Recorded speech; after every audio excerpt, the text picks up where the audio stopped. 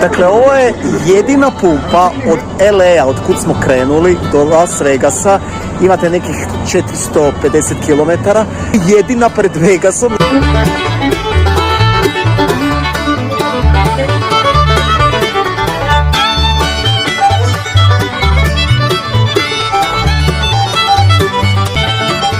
I da, skoro smo ostali bez goriva, tako da eto, tavan pred Vegas, da stanemo i evo pumpa, imamo sreće.